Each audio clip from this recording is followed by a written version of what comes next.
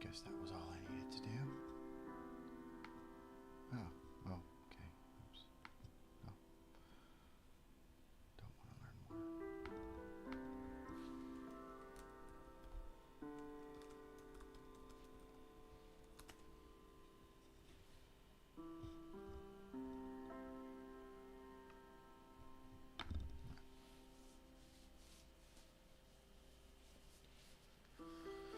Alright, so he go up to the mountain of the tree to stop Ratatosk's deceptions. Instead, he lured the beast down. His heart was filled with righteous vengeance. Oh, right. And how did he lure the beast down then? I asked. With the great nut.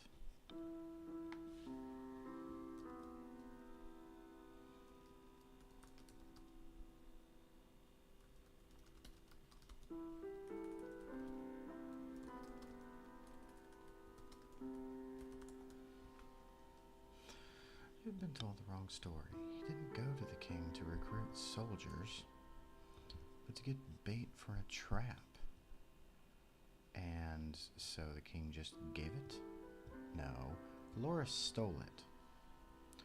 No king would give away their kingdom's greatest treasure, but Aloris needed something big and valuable to lure Ratatosk into his deception. He knew. I don't want to do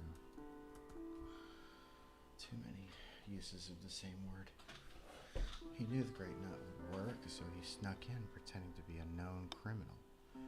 So they would bring him to trial where the judge always sat in front of the great nut hall to serve as the voice of its golden judgment. I don't know why. Sorry for yawning. I don't know why I capitalized that. Loris revealed himself with a flash of lights. This is still telling the story. An explosive charge in the middle of the courtroom.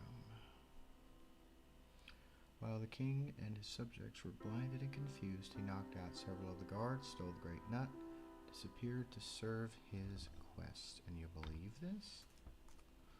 I asked. Yes, many more do than you think. Kind of a running theme I have going in this book is that there are many more of us than you think.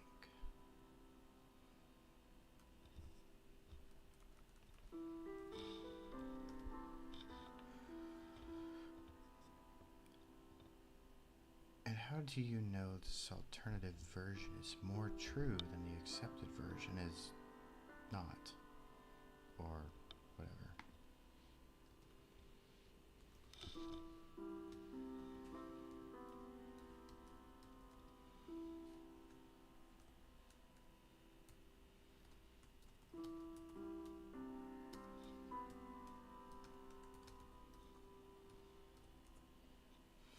I don't know, I just like it better, Marsev said. I found that answer to be completely unacceptable, and I feel strongly that is as bad of an answer as anyone in this world ought to think it. But anyway, Marsev went on, straight-eyed as a harper's eagle. He slew Ratatosk and drank his blood. I'll say he, because we don't play the pronoun game in my books. Elor slew Ratatosk and drank his blood. That's why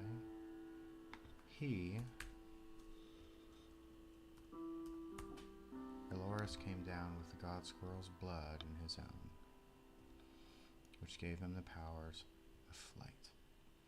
And that's why he was able to take over the kingdom when he returned. Some think of the wars as a cult, as they're called. I can't remember if I did this or not. In contrast, and somewhere, what was his prayer? Words again muttered. Yes, my books are an absolute giant mess by the time I get to this point. And at this point, I'm just scratching. Just scratching and scratching and scratching. I spent about 2 years on the first chapter. And then everything kind of flowed out of that. because I just didn't know where to go. Just discovers what the real monsters in this world are. I don't know. Okay, it's in secret. They call it. It's said in secret. They mean to regather the blood of Eloris and get it back to its purest form. They believe if one drop of Eloris' pure blood will give anyone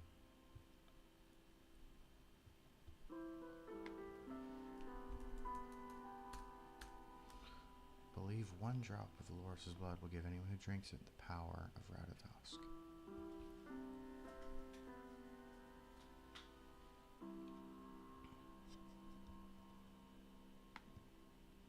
Check on my chit chat. Nobody. It's great. They say that writing is lonely, and it is.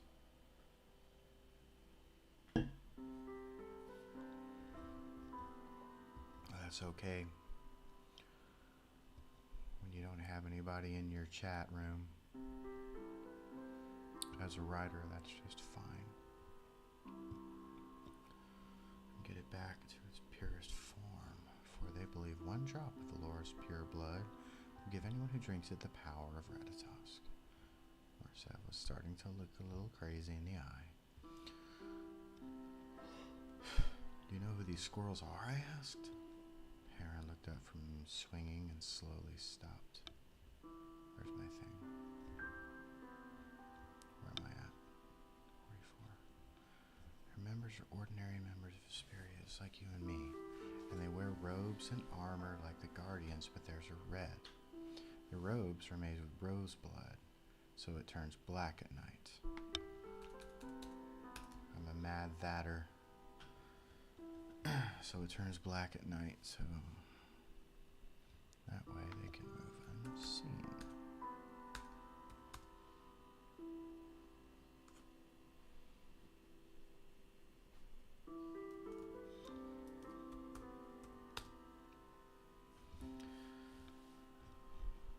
They are said to stalk you when you have contracted the wither. Wait, how do they know you've got the wither? I asked. Because they give it to you. They give it to you? Yeah, it's to test your blood. And when you begin to show, they snatch you up and do who knows what with your body.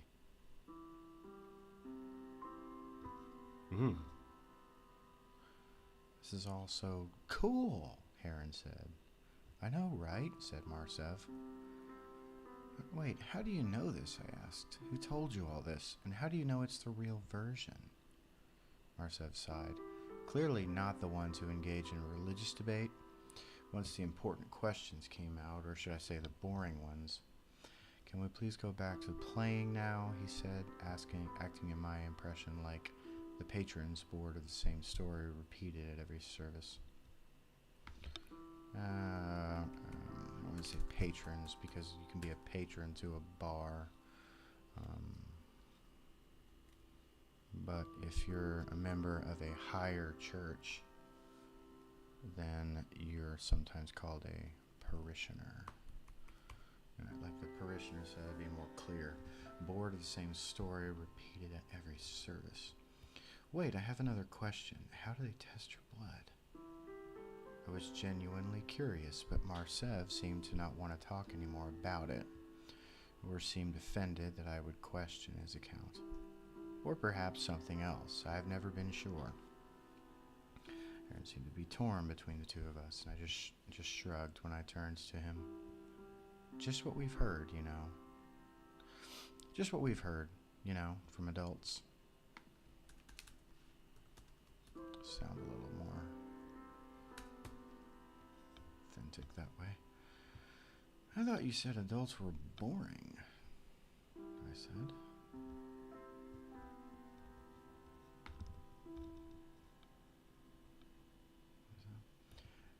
I meant other adults, you know, the boring ones, Heron clarified.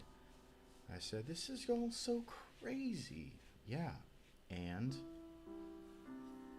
Marcev had started when Heron interrupted him. Shush, shush. Heron hit Marsev in the gullet with his flat paw and grabbed him to make him turn and look, and oh, goodness, there were girls coming over.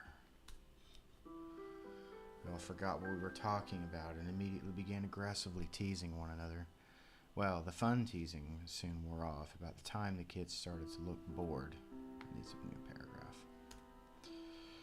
Which was not long. They stopped giggling at us and started to roll their eyes and say something about stupid boys, whomever that was, and turned to go talk more seriously somewhere else, probably about ribbons or holidays.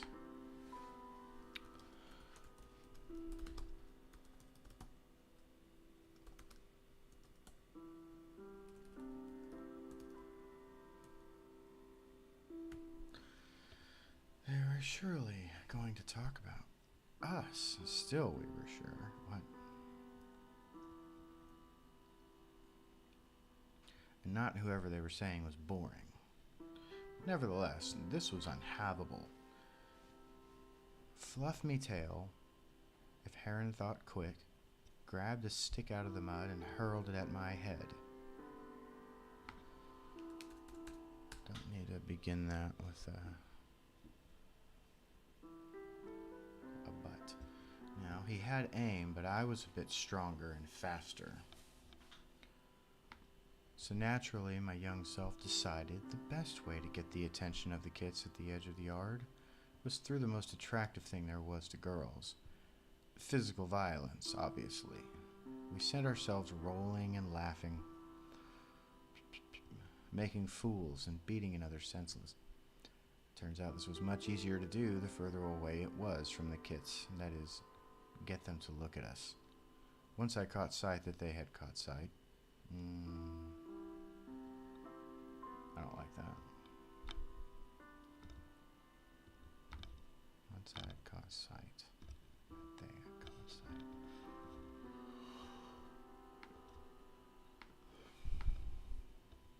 Forgot myself completely along with the great nut. After a few moments, I realized Marsev had countered me into a trap, for I was between him and the girls.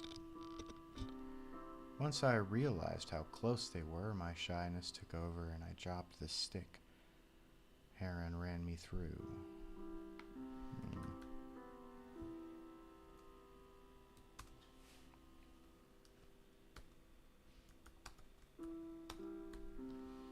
That was when Heron ran me through, so to speak, with his own stick, sword thing.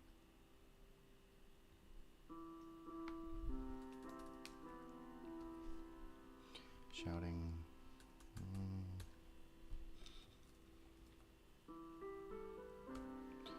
aye, we shall see to that after the old poems.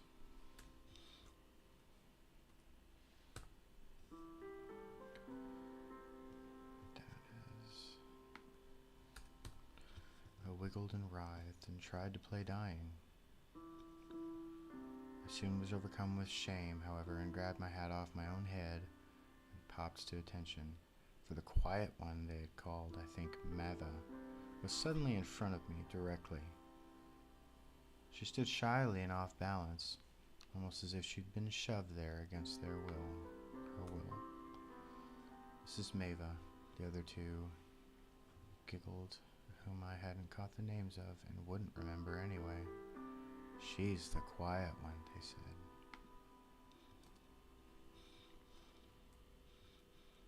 She was. The way she looked at me, my son, no one had ever looked at me like that before.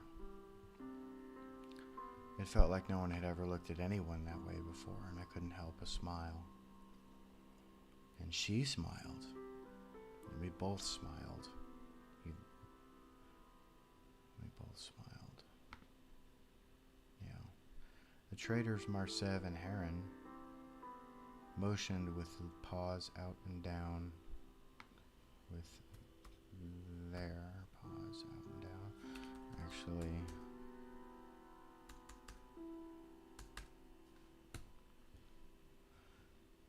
motioned with paws,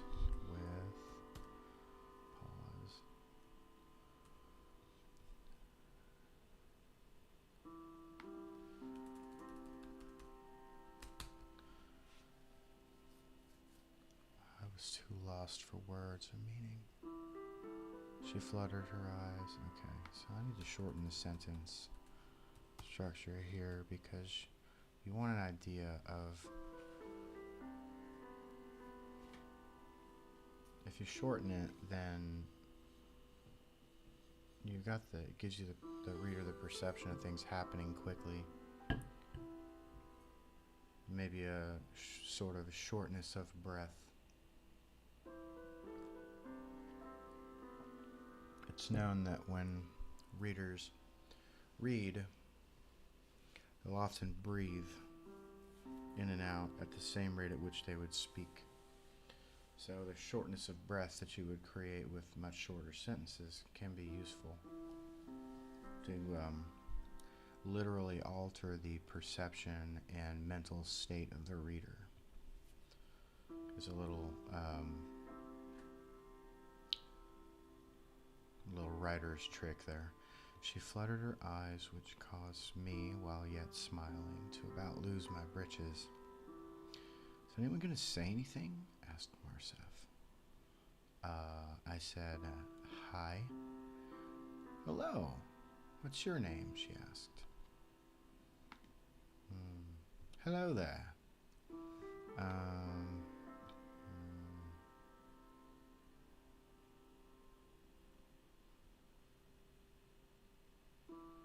don't want it to be so formal.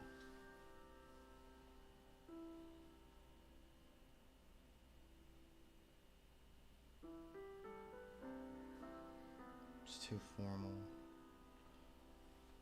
But hi is stupid. So, what do we do here?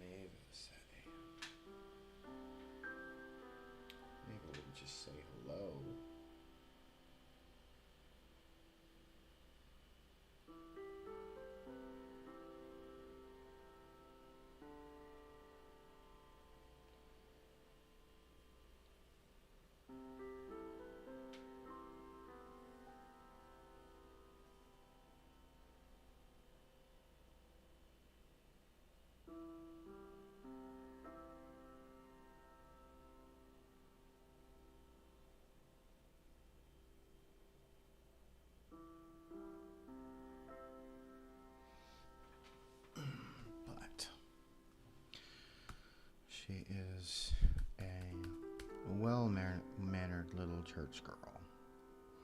So you're not going to say hello because that's too formal.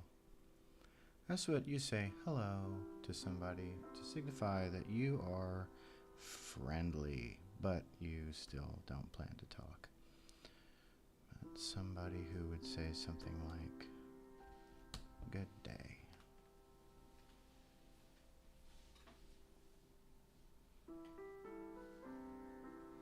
That's somebody who might hang around a minute. Okay, what's your name? She asked. She just looked at me as I stared, not knowing the first thing to do with myself. Milo, I said finally.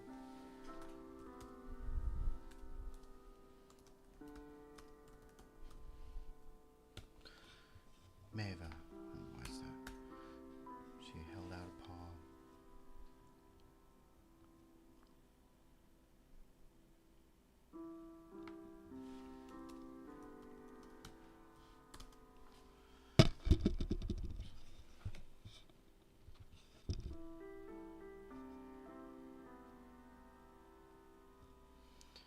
I'm still unsure what it was that happened when I first heard her voice. It was high and sweet and soft. Just a faint giggle through her smile, like the morning.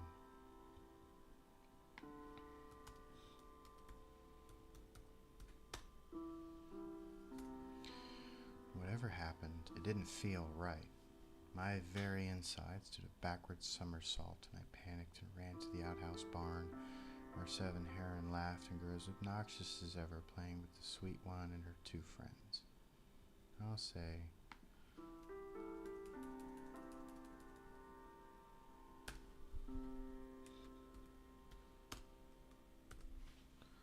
to get the little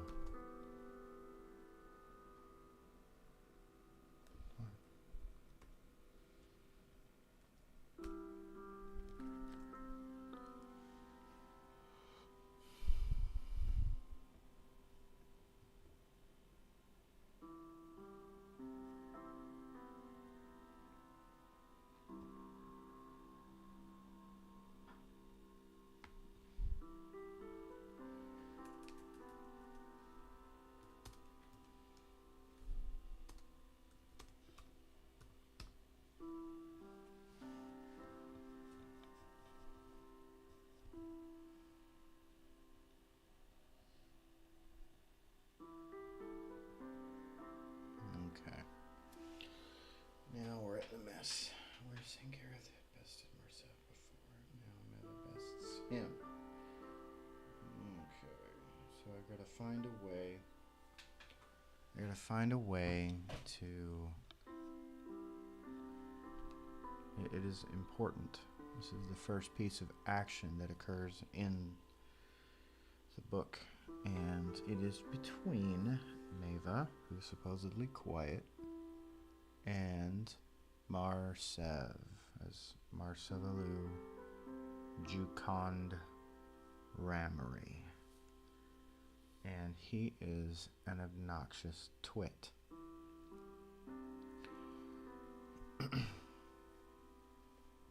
At this point in his life.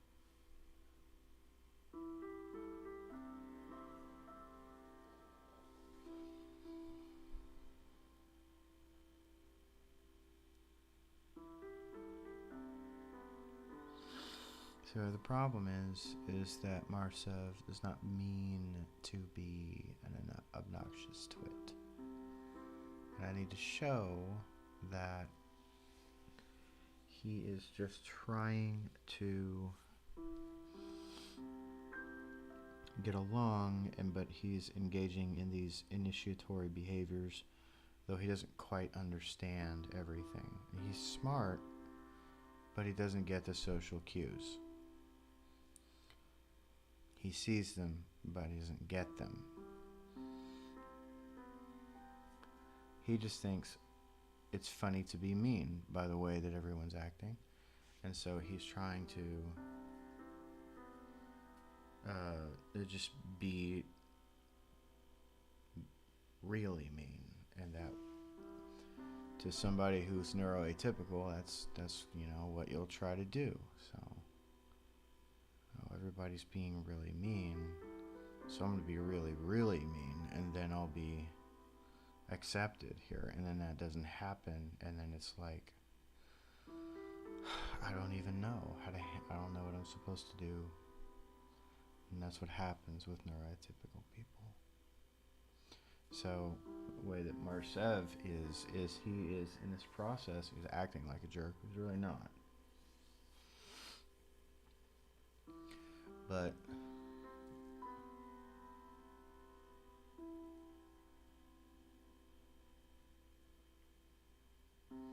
he feels like he has to figure out how to be like everybody else, or how to become whatever it is everybody else wants him to be, so that they can kind of just, so they'll just kind of let him live, which kind of becomes the main theme with him.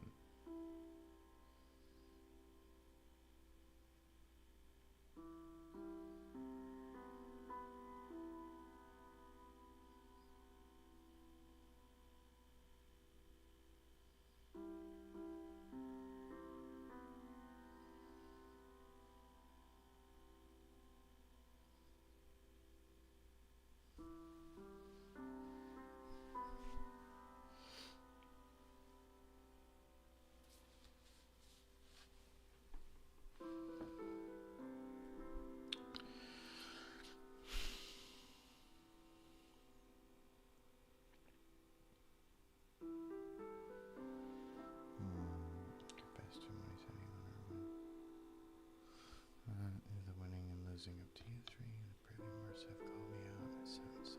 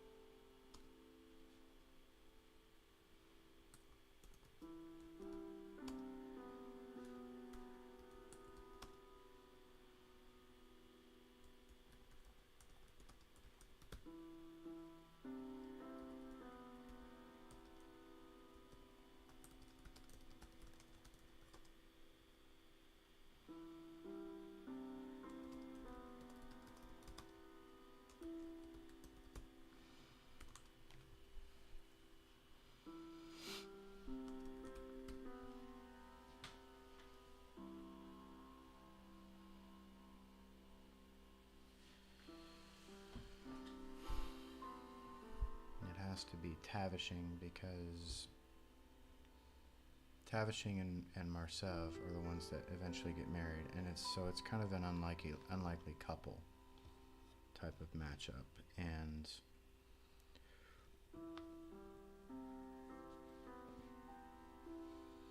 because actually she starts out liking Heron.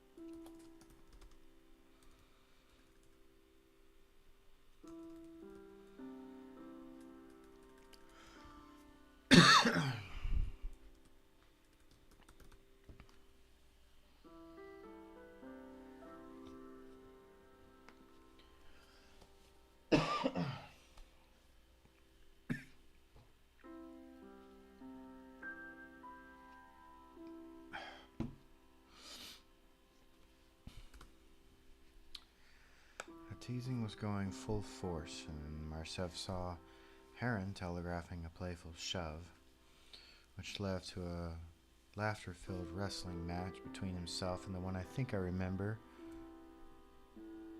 being named Tavishing.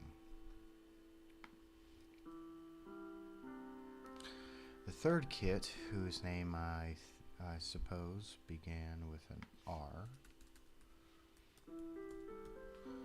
stood, arms crossed, eyes to the noon sun, next to...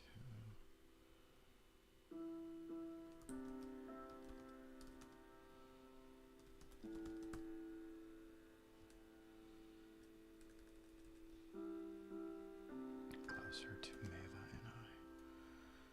The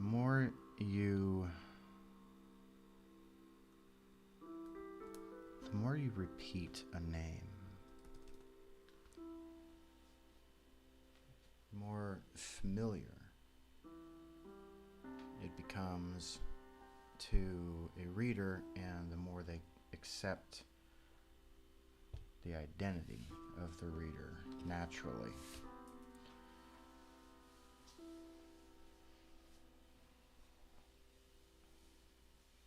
That, I think, really is something that happens naturally when you're introducing dialogue, and prose doesn't always accomplish that as easily as... There's a lot of names in here: Marcev, Heron, Tavishing, R, Maeva, Marcev. Having names, lots and lots of names, and describing their actions,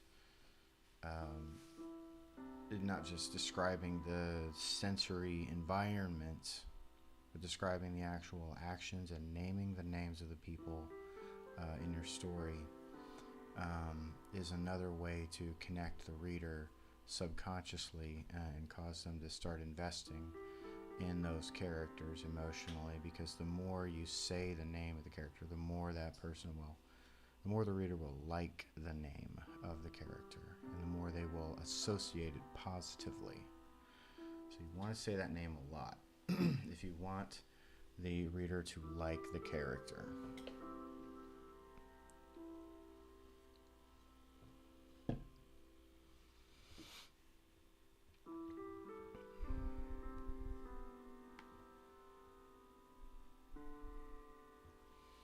I want the reader to like Maeva and Marcev. So Marcev's name has already been said a lot, even though he's acting like kind of a jerk.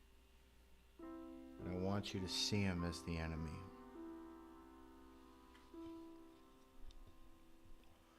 The third kit, comma, whose name I suppose began with an R, stood, arms crossed, and the R, I don't think I'm going to write it, but the R is Raximona Jr., named after her mother, Raximona Bandy, wife of the preacher. And it's why they get in trouble. The boys are dumb and they don't pay attention to girls in the right way.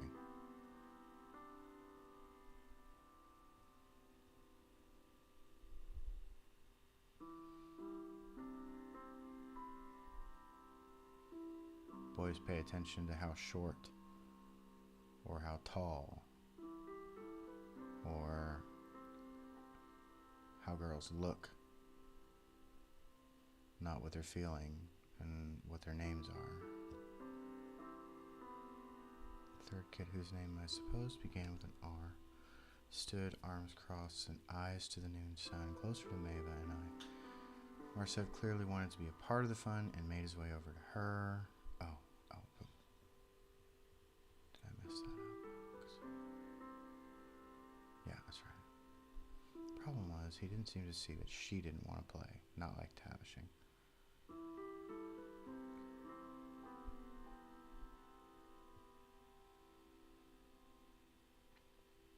Marcev brandished his wooden blade. He thrust the stick into R's face, and she didn't move. He started to poke her with the stick,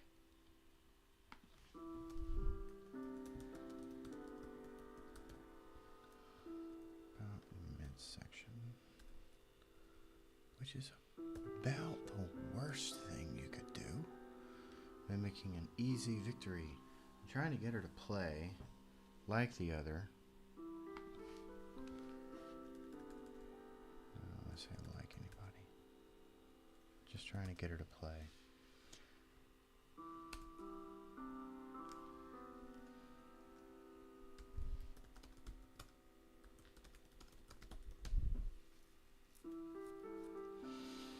I'm not going to bother to try to introduce Raxamona any further because it's not useful. Her only use is to serve as the vehicle for them getting in trouble, because and also Raxamona doesn't live to adulthood.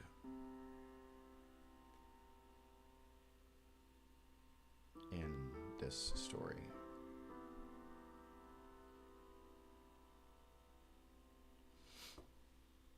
Yeah.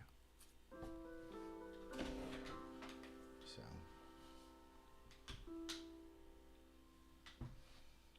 if anyone ever watches this, sometimes we build the world. You have to build the world out fully in order to generate an authentic feel for the story and for the characters. And you have to create, that ends up with creating stories that are unfortunate.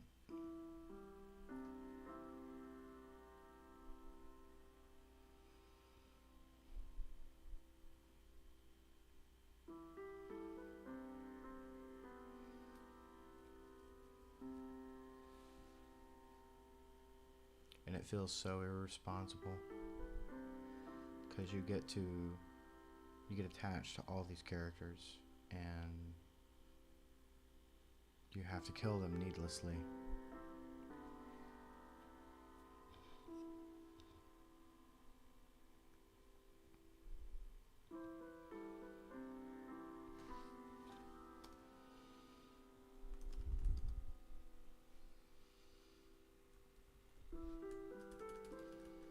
No, we don't need passive voice.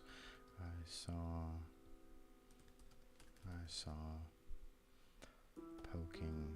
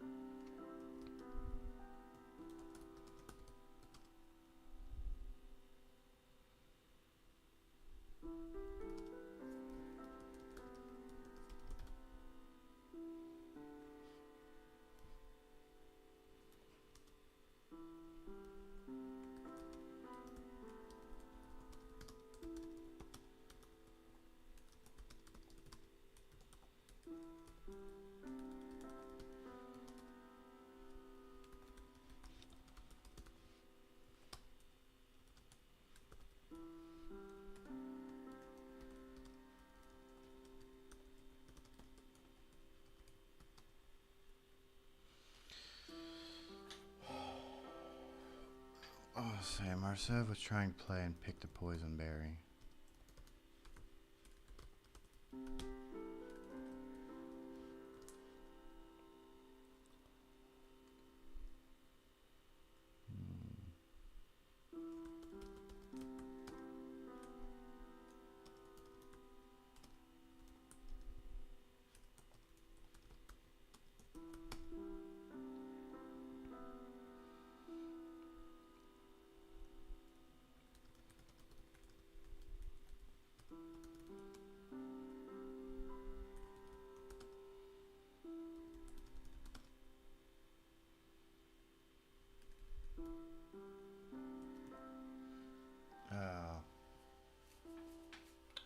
You know, I might be overplaying the analogy of Marsev.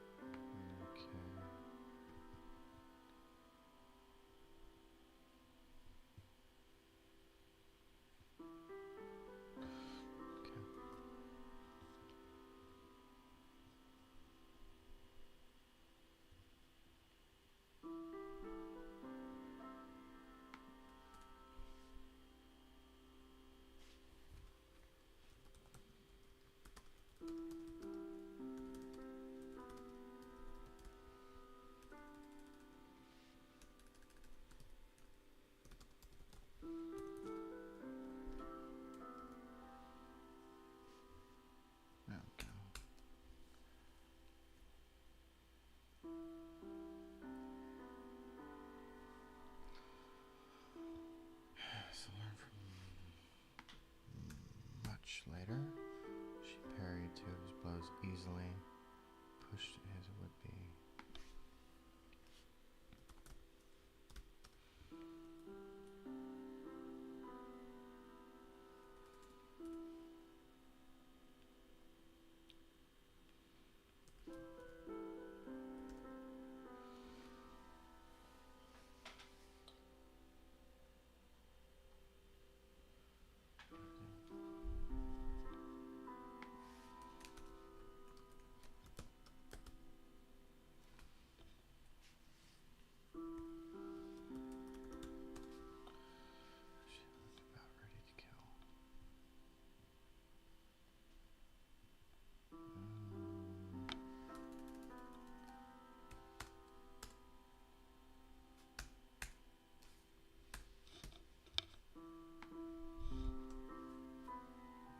We don't play the pronoun game.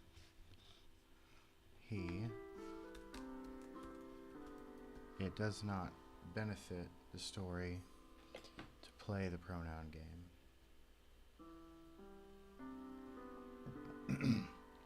You want to take every chance you get to create that familiarity to the names of the characters.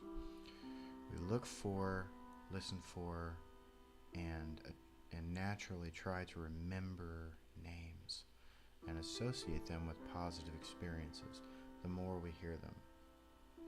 If we know that this person or that person is going to be a regular experience in our lives, then just like everything else, we will work to try to make that, to try to understand that person and the experiences we have, and we will give it time, the time to try to make the experiences that we'll have with them as positive as possible. So if you want your characters to be liked, just say the name a lot. If you don't, then do the opposite of that. And J.K. Rowling is the perfect example of that.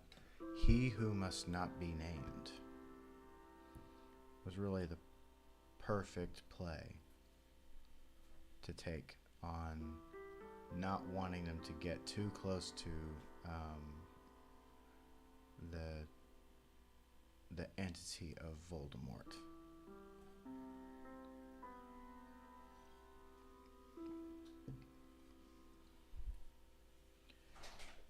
The character of Voldemort is not meant to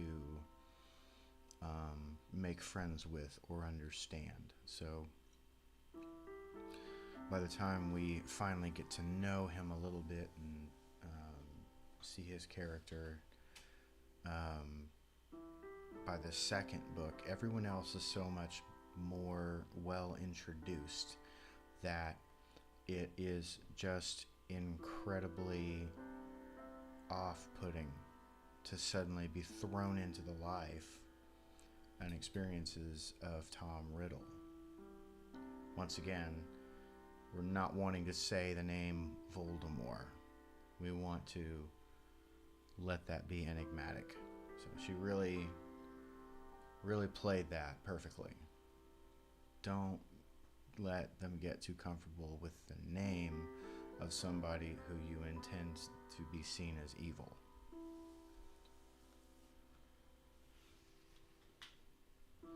And she's right that actually, I don't know if she meant to do this, but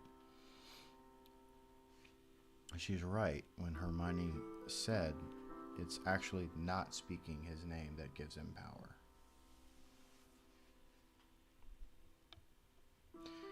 Anyway, Marsev took it as the threat it was and hauled back.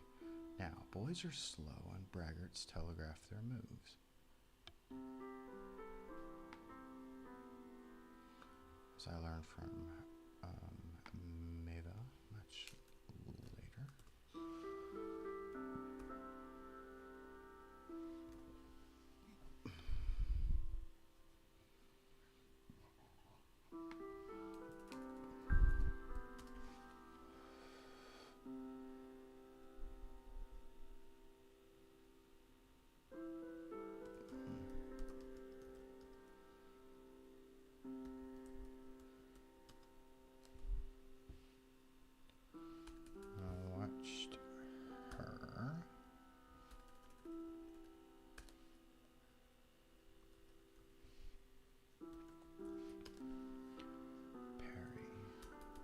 watched her easily parry two of his would-be haymakers and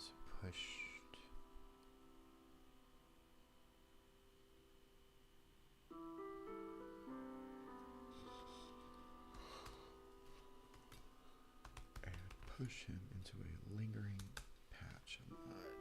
Might want to mention the rain at some point.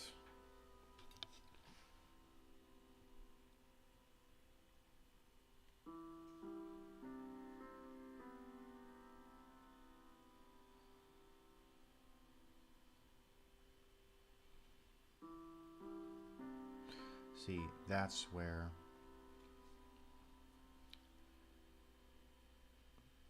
you're putting lightning into your pages, as Mark Twain would say.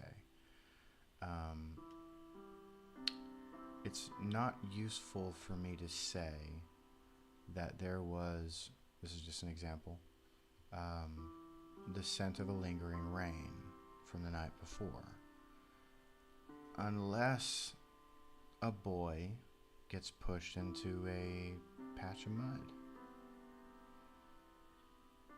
Is there some kind of use for all of your details that you build in? That's when you're building a rich world.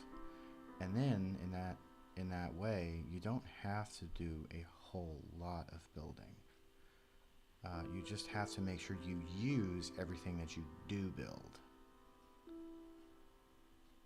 So I'm going to find a place to say that there was rain the night before.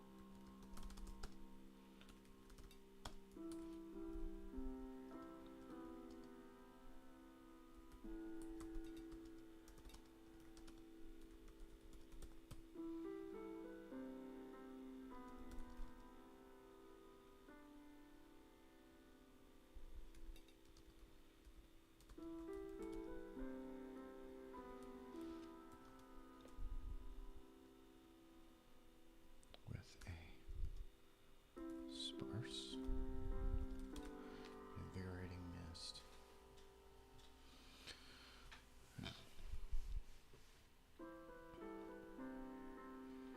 See, now we got details that really give that feeling of, you know, those kind of brisk spring mornings.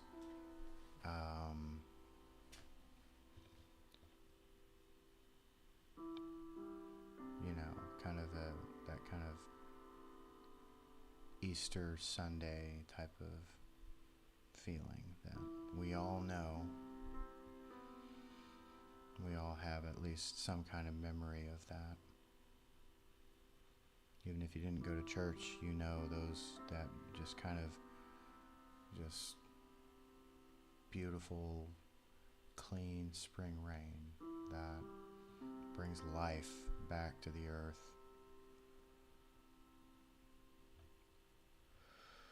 Okay, so back to the lingering mud patch. And the next time then that we are mentioning that there was a rain the night before, it's to remind you that the mist is clear and now there's just mud and it's starting to get hot.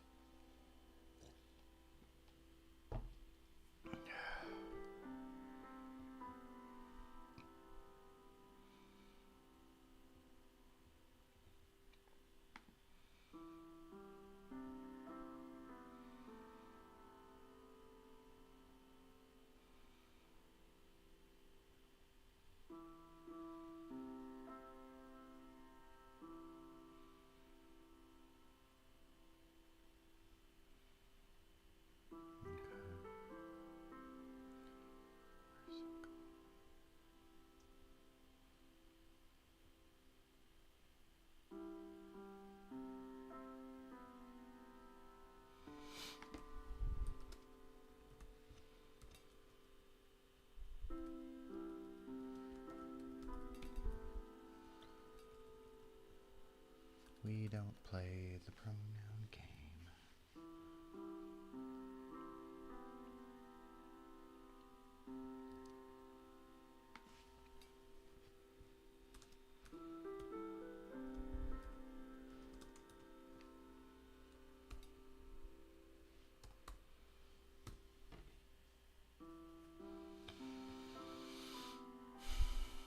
Now, boys are slow and braggarts telegraph their moves. A lingering patch of mud in the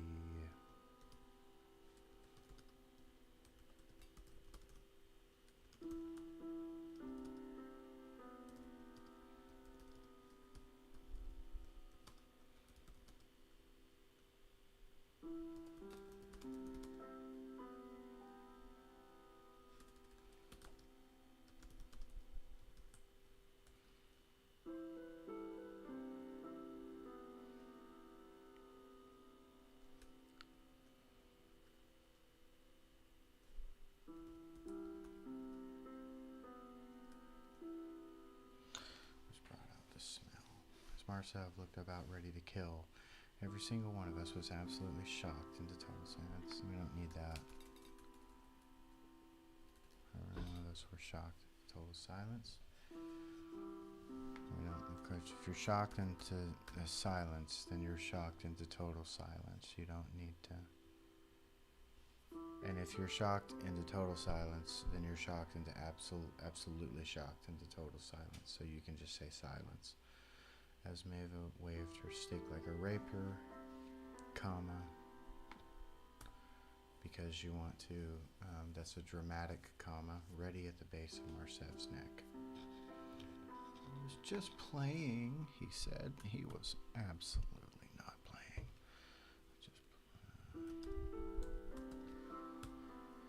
Well, I'm not. I was going easy on you.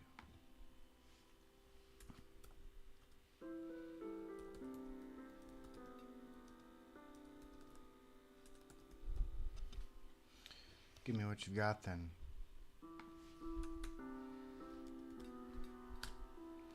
She didn't move a muscle, neither did he. He just got angrier. Wow. Save.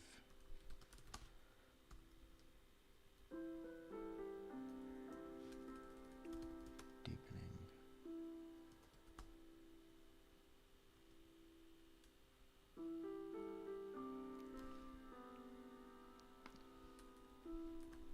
Save his deepening brow. And we were all called.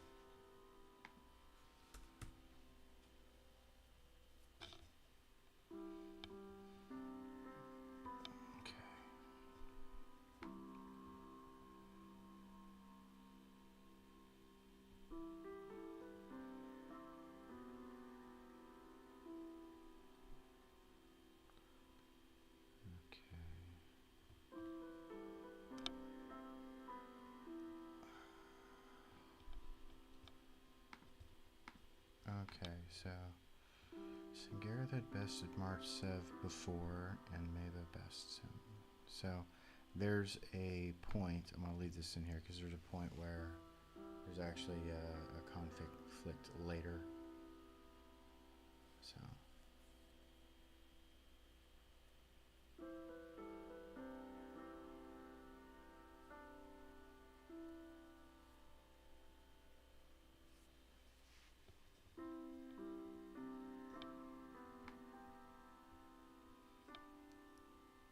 Nobody in my chat, that's great.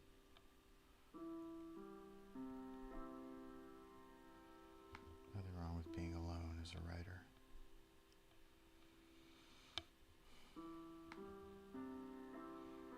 Although I should probably put some hashtags in my description, so I'm gonna do that after.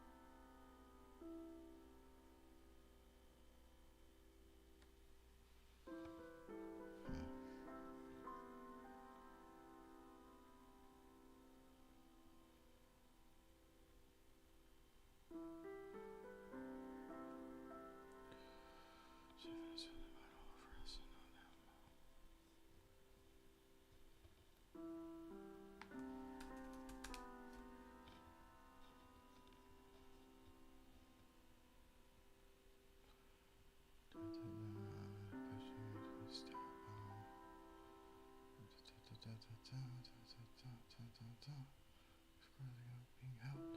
She was right in the middle. I need to edit this. Needs to go over ready. I'll be there in a moment. There's real bravery.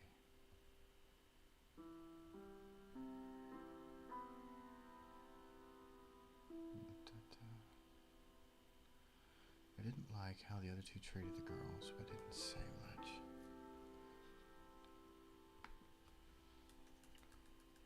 I don't want to say the other two. I want to say we own our friends.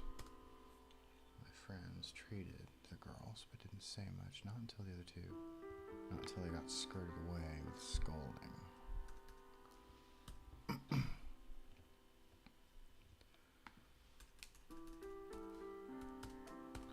My parents were about to do the same, but he had to put down the lies the other two were telling. I needed to put down the lies. I've always His fathers laughed, blaming the girls. My parents were kind instead of the others, so I need to finish this interaction.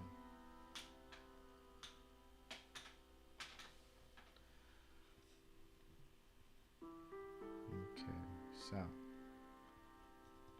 And I wrote 2 pages. Okay, so since the dawn of the world, Hesperia's been there in some form or another. And all of that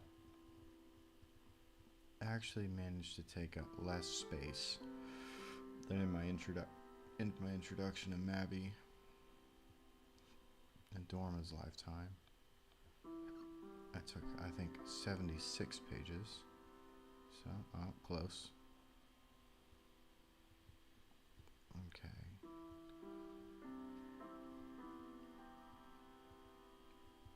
Okay. Okay, so move on to part 2. Right, the waves, cliffs climb ever higher, tremble all who doubt. Dagger like the winds beat the eternal mount. Avast ye, throw the anchor out. Belay thee winds a whirl, low worse for drink ye wail, ere golden wing shall sail. Drink blood of sky and sea, sailor hear thy judge, Dolorous with his lover's grudge, till tarry in thee monster's eye, the whippet cracks, sinner, traitor, face the rack. Throw thy sudden face upon the roots of ruin rank, for Loris shall prevail. Okay, parsimony is on Almondale Street, as in other places. Hesperia's amber glow was faded to a dusty gray. Unkempt and resigned to despair and loss, I'd come of age, sat down behind a glass and stayed there. Let's say.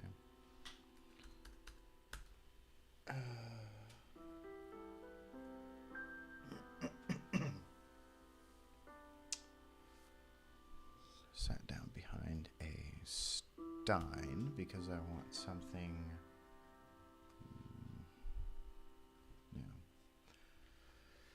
anyone would admit if it were them otherwise, might have said I was taking it comparatively well. Times they changed everyone. I wouldn't say I'd become listless, but I could see how others might see it that way. What was I to do?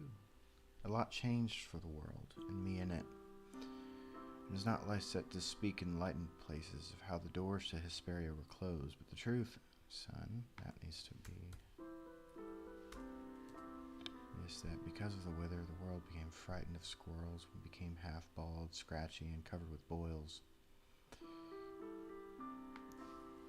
One, if not all. I looked up and wondered, my goodness, Milo, how long have you been sitting here?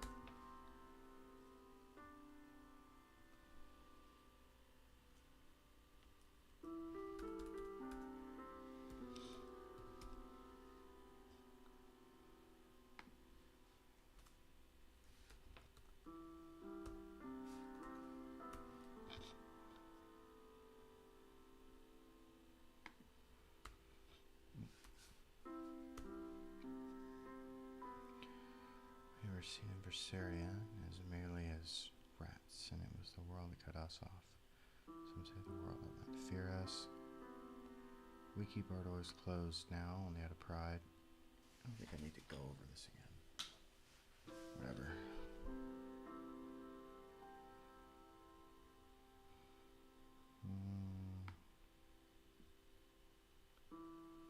Where do I recognize signs of the disappearances? Remember the last time he'd seen himself and realized, as usual, he'd probably be less helpful. Lingered a moment longer than most and turns back to his glass, but the words hung in his mind. Have you seen, have you seen, have you seen, etc. and on. Signed Edward H. Mungus, P.H. Find my baby, someone find her, please, bring her to me, please. There are no heroes in times like these, plenty of villains, though.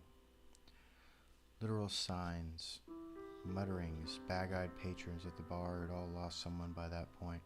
So, and the idea is that as soon as Sangareth begins to form emotionally, he gets that foundation taken out from underneath him. And so all he has to go on are these very rudimentary yet very high and lofty ideals of what it is to be an adult and be a person of character. And he wants, like everybody else, he wants to make his parents proud and happy, but they're not there. And so he doesn't know how to reconcile the distance between the road his life has taken and the road he thought he would end up on. And so he did what any of us would do, and that is wait until something comes along that gives him a chance to find his footing again. So, but the problem is,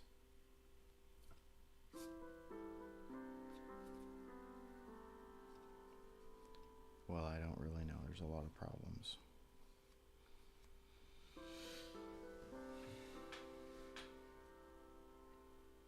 Problem is, he doesn't seem to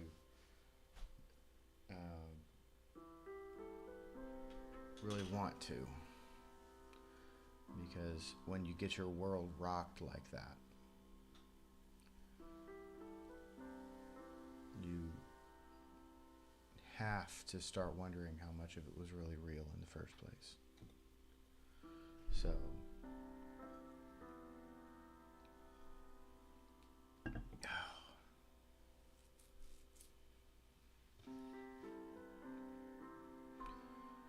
alright, we got 30 more minutes in this.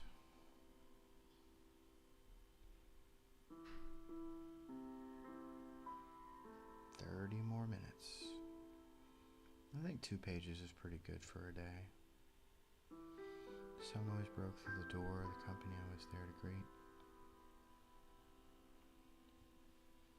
And if all of this is good, there doesn't seem to be anything that I need to put any further. Anything else I need to build. Eventually I'll just go back and edit it to turn the text black and not try to develop it any further. Because when you've got about 200 pages, that's a good time to just let it go. Very few stories are going to benefit from being hundreds and hundreds and hundreds of pages unless you're attempting to appeal directly to an audience that wants to read that much, in which case is fine.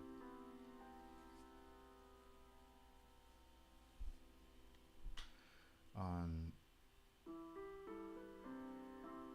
the shelves of young adult in the library section of young adult, though, very rarely do books become popular due to length.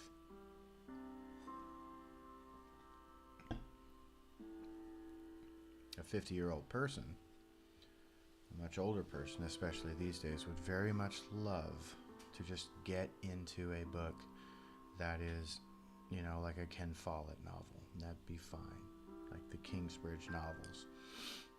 I love them, but I do not write that way. It's harder in that sense to write young adult books because you have to be concise and you have to be mindful about that. I hate that word, but you have to pay close attention to how efficient your writing is, because it's very easy to lose someone, like this paragraph right here. So anyway, I need a better description of the space itself, as there will be dancing. This is true. Okay. Some noise broke through the door. What do I need to describe? So I don't just try and just describe things to be describing them. I know that I need to describe the space better, but I'm going to keep reading and I'm going to figure out what details I'm going to tie in. What do I need to describe so as to add to the story and to the motivations of the characters, not just to add to the space? Because if you're just adding to the space, then you're cluttering up the story. You don't want to do that.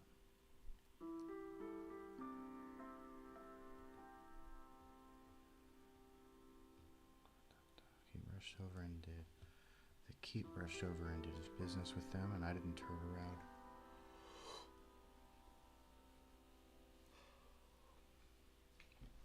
At this point, too, St. Gareth has started to realize that no one's really very good.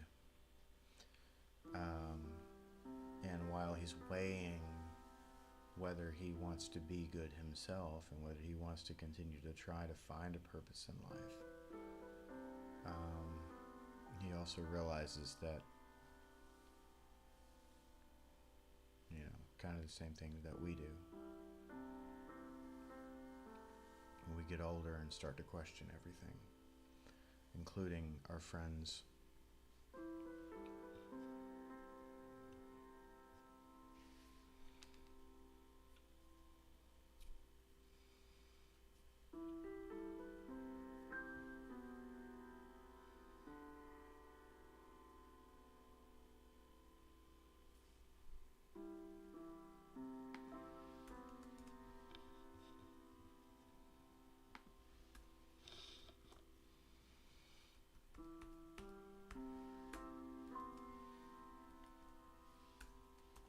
And yes, it's a very much intentional play here on that Tolkien quote. It's dangerous business, Mr. Frodo, going outside your door. Never know where you might be swept off to. That Bilbo says initially. And in the case of Hesperia, in the case of the time of the Wither pandemic, you don't go outside your door at all.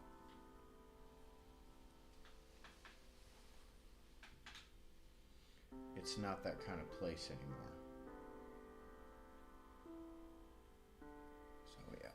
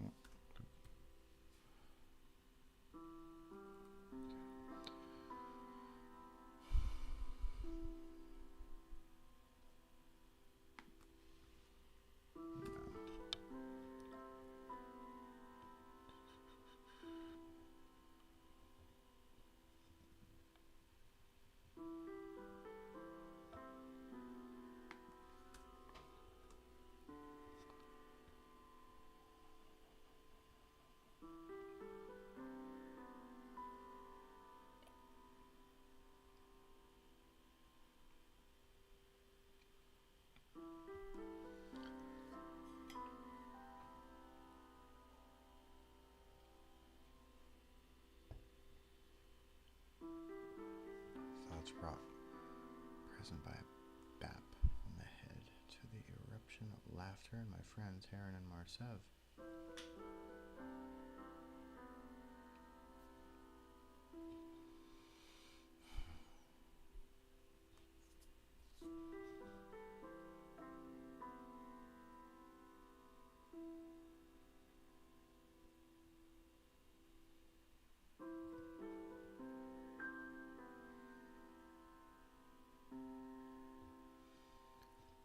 Certain resemblance to that figure in the poster holding paws in a ring about a mountain with the light shining above it.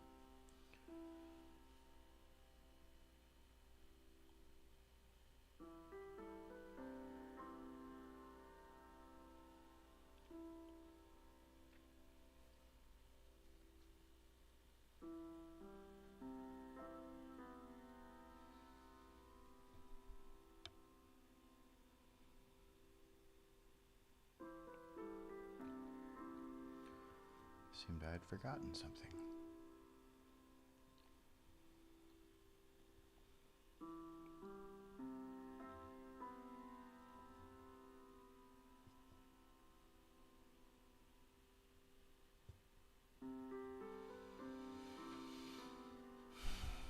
He hangs back and watches.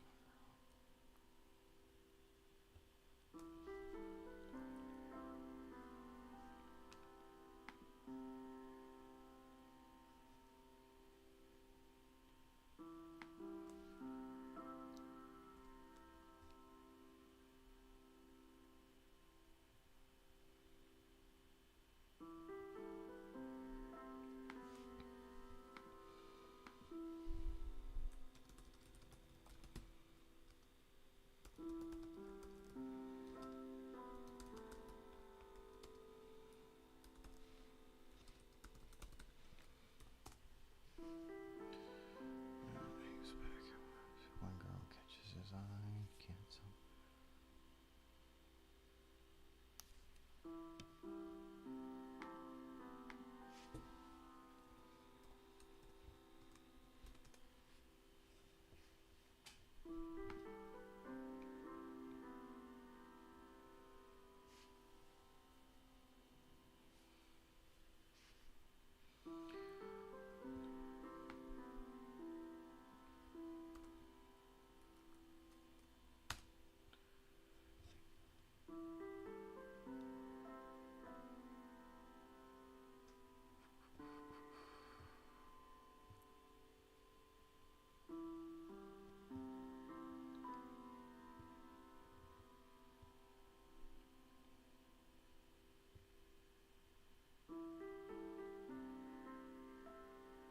Hmm?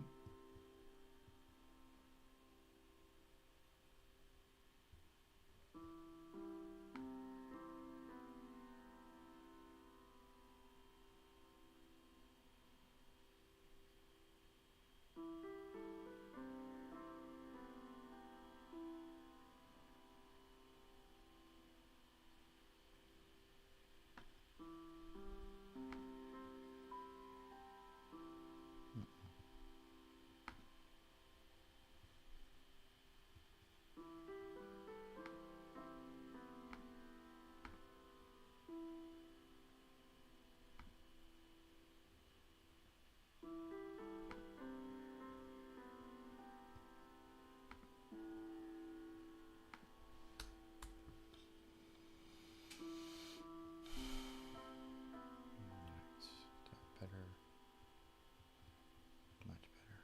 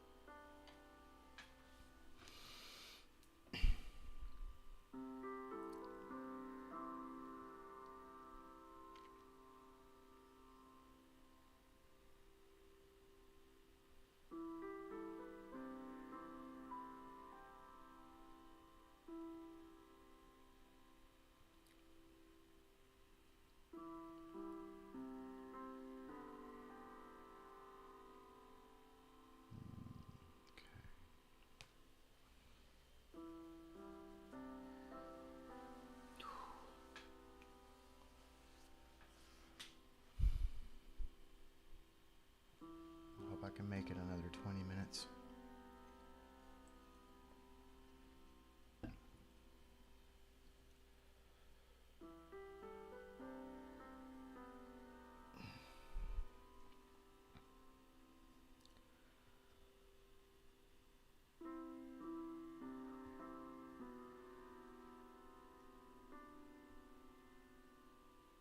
Okay. So basically, what I'm doing right now is just going back through and making sure there's no more details, no more descriptions, no more motivations I need to further clarify, making sure that every last detail is in place before I do the final edit, turn the text black, and send it off to review. So I do have some notes where I need to go in and figure a couple things out, and that's where the next edit will be.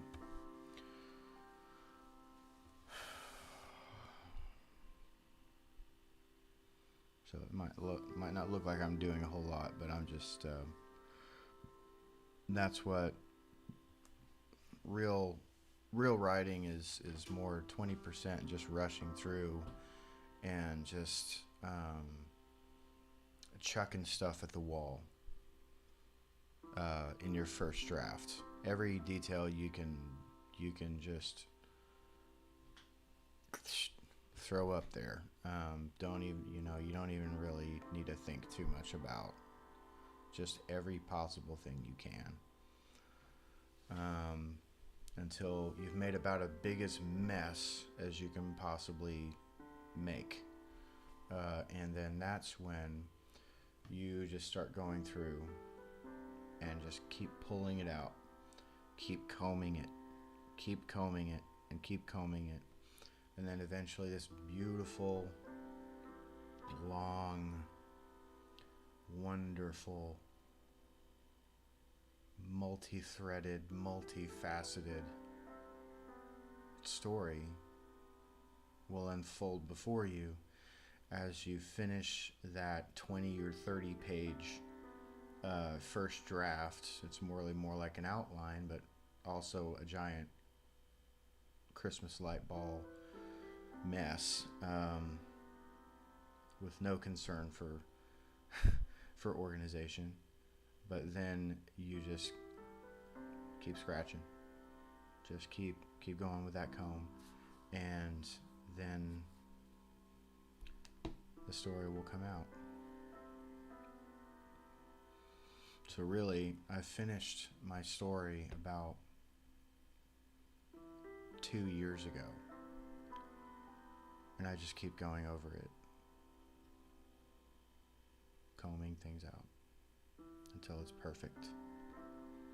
Just keep combing it out, and that's all you gotta do. One of these days you'll write something that people will remember, and it will bring them joy, and then you'll go like, that's why I spent all that time doing that, and it'll be worth it. So really, real writing is I'd say about 20% writing, and then the rest of the 80% of your time, if you're doing it right, is just editing. Just one piece at a time. Just get that puzzle done. Get that thing scratched out. And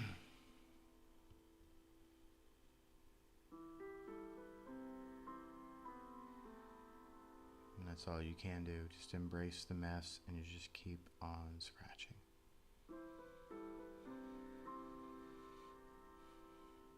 It's worth it. It is. Besides having this beautiful wife that I have and these two amazing children, I'd say it's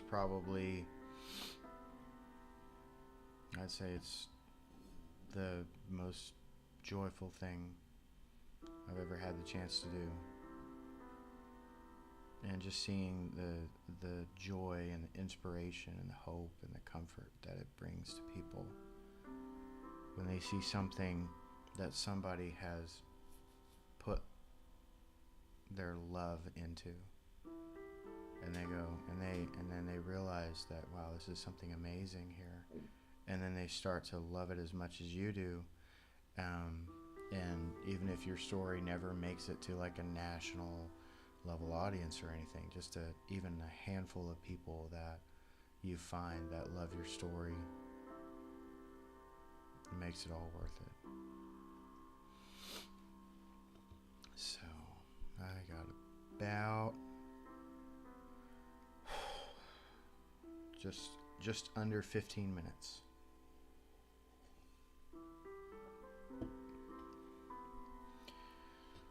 This would be the fourth time.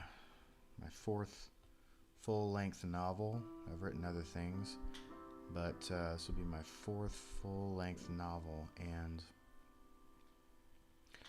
it every book I've written are very different. The first book,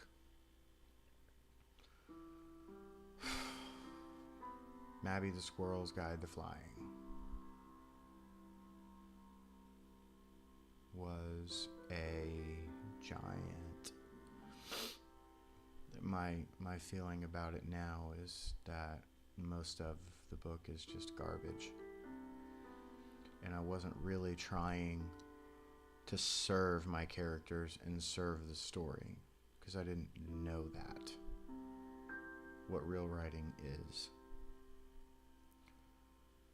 If you've got skill as a writer, put that skill and that effort and that determination towards building the voice of your characters.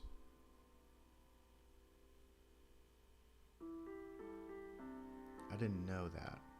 So most of my first book was just kind of playing around with words and trying to say really smart alecky things, because I thought that's what good writing was.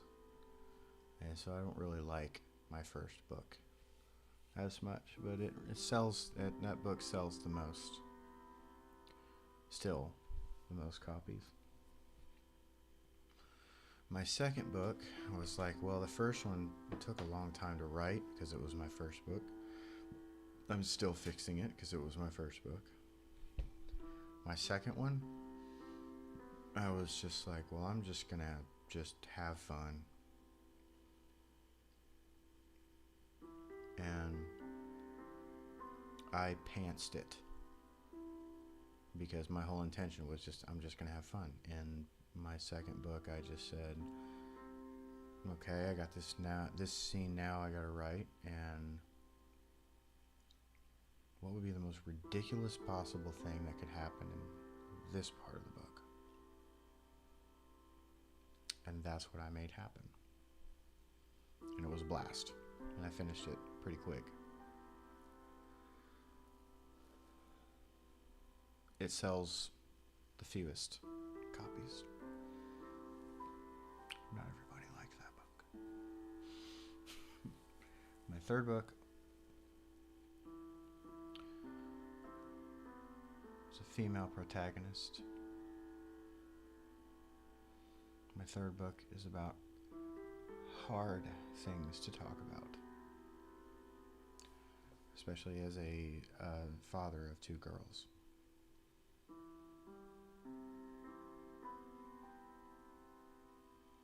Because I was watching my first daughter just begin to grow up in a world where, you know, somebody with a learning disability already experiences 4 times as much abuse.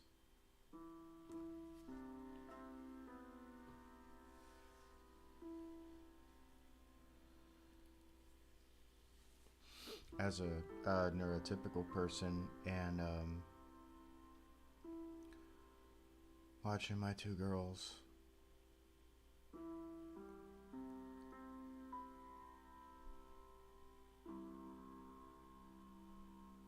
wondering if they're going to have the same issues as me,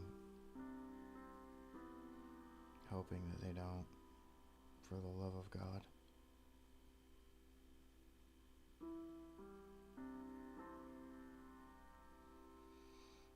Knowing they probably will.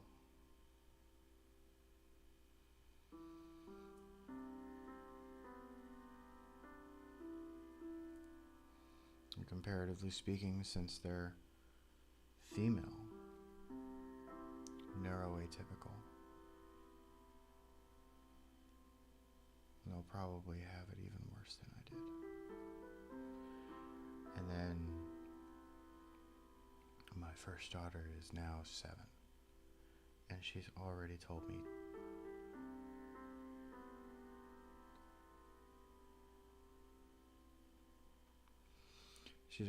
twice that she doesn't want to live.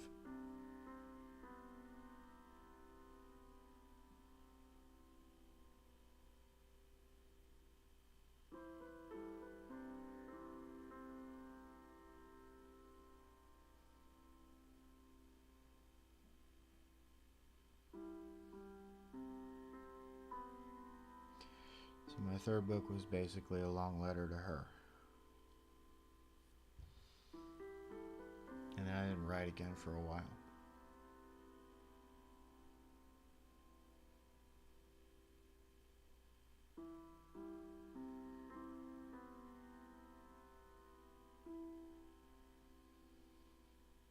And that was more or less because there was so much going on in my life. Things started to slow down, and now I'm working on book 4, where I told myself I would tackle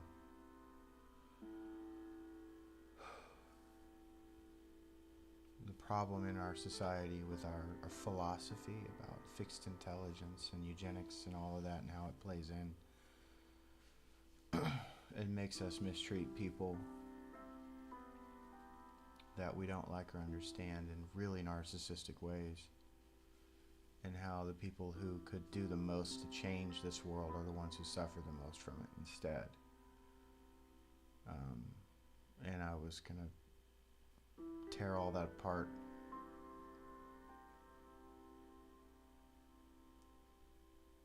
in this one, and it didn't happen.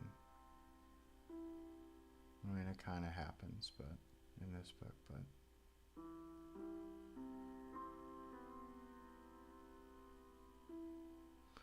I've spent most of it feeling like I'm just shouting into the void. And so, as my editing has progressed, I find myself just more or less just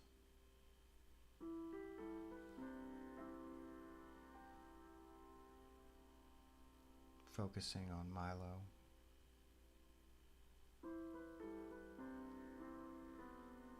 And my hope is that when the kid at the back of the room that knows it knows what the world thinks is that there's something wrong with him, and that he probably just shouldn't talk.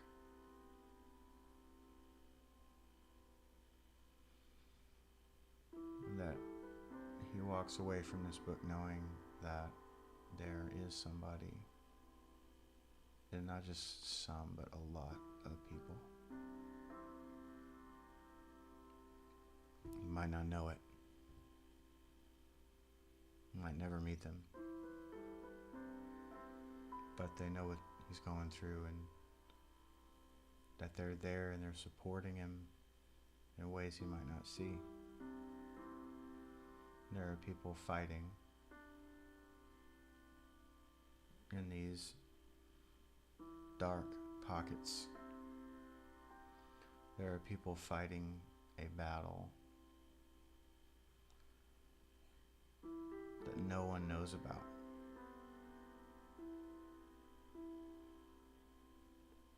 And so very slowly, very, very slowly,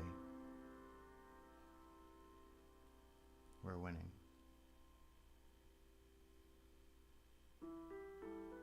And to just keep their head up.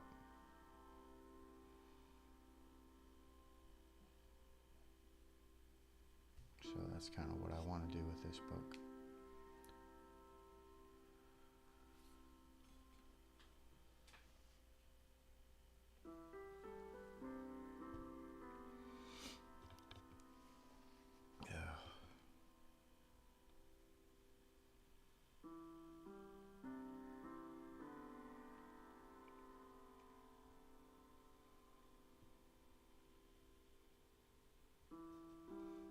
Got 5 more minutes and then I'm going to cut it off. And if there's anybody there, if you've stuck with me through this, I really appreciate it. I'm still figuring out this chat thing, this streaming thing, so hopefully I'll be able to. I wasn't able to keep my chat window up for all of it. I think my I don't know, I think my camera isn't working. Like I'm trying a new system and it's not working, but I just operator error, and I'll figure it out. So, but I got through 3 pages written.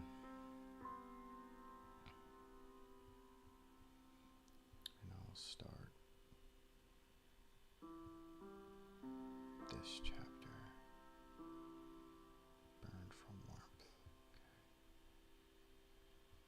Yep.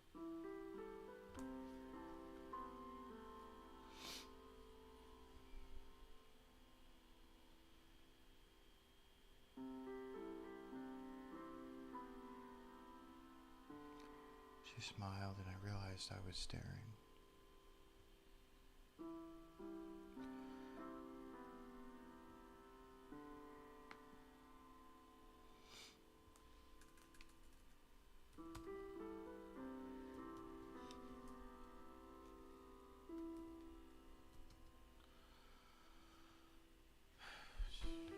She giggled with her fingertips to her lip and looked down. I realized I was giving a mammy-brained grin if there was one. Welcome back. Long time. Marsev put an elbow on my shoulder and took a sip as his tail switched. Say, didn't you have a dib on one of them way back when we were boys used to play in the churchyard? Interesting way to put it. I didn't say that. Well, I did have sort of a thing. No, you wouldn't have anything to do with them. I remember that. Now, you saw them and you ran straight to the bathroom. Right, when you saw... Oh. And he gasped. I just looked at him. No way. Have you, in all the entire seriously real history of the world, been waiting all this time to profess your love to Sabara? I just totally snatched her up right out from under you. I'm so sorry. I smiled and opened my eyes wide at the tabletop.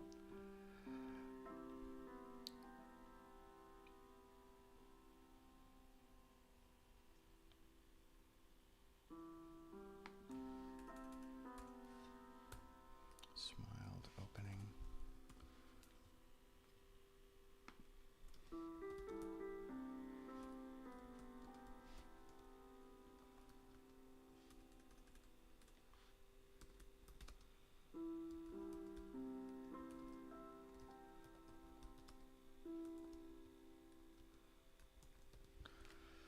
You do have a spot-on eye for the hidden things of the world, Marsev. You got me, brother, I said in all sarcasm and a bit of relief. So sorry, but you know how it is, my friend. Does before bros, or what? Isn't that right? Yes, I understand. Go have your fun, Marcy. No hard feelings, then? No hard feelings, I said.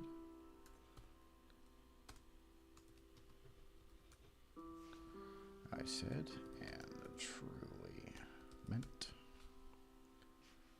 because I didn't have any hard feelings for Sabara. Blink and he was gone, twirling off on a three-way dance with Sabara and Tavishing.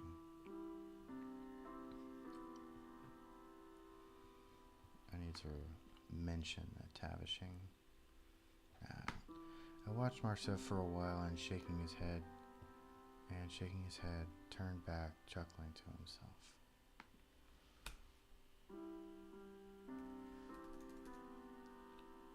And shaking his head, and that's where he needed to come.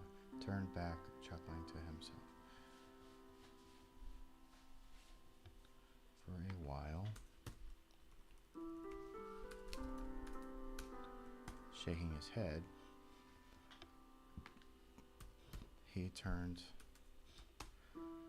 back to see. What's so funny? I asked.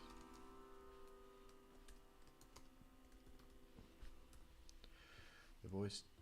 Oh, I didn't ask that.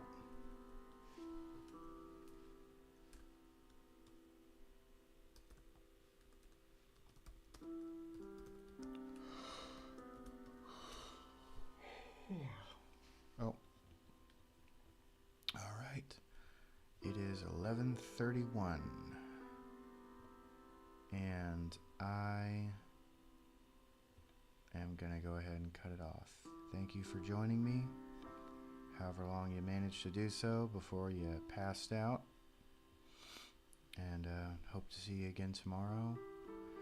If you stick with me, my experience has been, if you come 9:30, and hang with me, butt in seat, eyes on page, for these 2 hours. Just hang with me. We've been getting, those that join me, we've been getting about 15 or 20 pages done a week. And that's a really good pace.